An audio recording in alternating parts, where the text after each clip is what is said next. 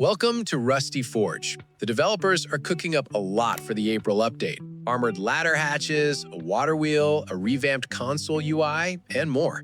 No long intro, let's jump straight in. So, the game just got a water wheel. This is a brand new way to generate electricity. When placed in rivers, it produces 30 units of power. But here's the catch. You need to place it along the flow of the water. If you put it perpendicular, it just won't spin. Also, you can't block it. No walls or foundations in front of it. At least 2 foundation space clear in the direction of the current. So yeah, building these indoors, that's gonna be tricky. If something blocks it, the output drops to just 1 unit of power. At that point, it's basically useless. But here's a fun part. You can actually use it like a hamster wheel. Run inside it and you'll generate power manually. The energy ramps up over time, all the way to 60 units. You can learn the water wheel at the engineering workbench for 60 scrap. It's near the top of the list, right after the switch. Craft cost is 500 wood, 2 gears, and 1 sheet metal. They're also adding armored ladder hatches, both triangle and square versions. Each one has 1000 HP, just like armored doors. That means 2 C4 or 5 rockets to break, which is actually pretty solid. But here's the killer feature. You can stack them vertically. And that opens up some really interesting base designs. You couldn't do this with the regular hatch because the ladder from the top one would block the bottom. This one doesn't have that problem, so yeah, expect some crazy builds with this. Also, when the hatch is open, it blocks the doorway, which means you can use it for airlocks. And honestly, people will probably figure out some kind of bunker designs with this too. You can learn it at the Tier 3 workbench right after armored double doors for 60 scrap. Craft cost is 1 wooden ladder, 35 HQM, and 6 gears. Another really important update, the tech tree just got way better. You no longer have to click through every single item one by one. Now you can unlock entire branches at once. Just pick the item you want at the end, hit Unlock Path, and boom, everything along the way is learned instantly. Honestly, this is something the game really needed. Glad they finally added it.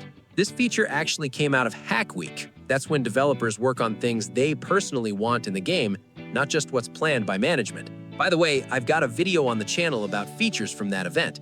I expect we'll see more of them added throughout the year. Link is in the top right corner. And since we're already off topic, drop a like and subscribe so YouTube pushes this video to more players. Let's move on to some smaller changes. Not as big, but still important. In April, we're getting an updated console interface. It'll look cleaner, more modern, and overall more intuitive to use. There will also be new quick action buttons for things that required console commands or even minimizing the game. And yeah, this is especially nice for admins. Working in the console should be much easier now. Also, buttons can now have different colors. Just hold E and select Change Color. The salvaged axe got a new model, and now it supports skins. More skins for the skin gods. Hot air balloons also got a small upgrade. They now have an altimeter, a device that shows your altitude. In theory, this should make flying a bit easier. Another change, shield colliders. When you're not actively using a shield, its hitbox is now the same size as the model. But when blocking, the collider is still larger than the actual shield. Let me know in the comments what you think, because honestly, shields still feel kinda OP. There's also a new mechanic coming to fishing. After some time fishing in the same spot, the fish there will actually run out. You'll even get a notification, and after that, you'll just start pulling up junk. Here's how many fish I managed to catch in the river before it dried out. On the other hand, deep sea fishing is getting buffed. The quality of your catch will be better out in the ocean. They also updated the Syringe model and animations. Nothing game-changing, but it looks cleaner now. Another change, plant ripe stage timing. Now, crops will stay in the ripe stage for 24 hours. Also, developers finally made it so that having both a weapon flashlight and night vision device, you can finally turn on or off just one. This is implemented through a radio menu similar to ammo selection. To enable this feature, you need to go to the keybind menu, select the Action section, and assign a key for Item Mode Radio. I assigned the F button for this now, and when holding this button, the menu appears, and with a single press, all devices turn on like before. Alright, that's it for today.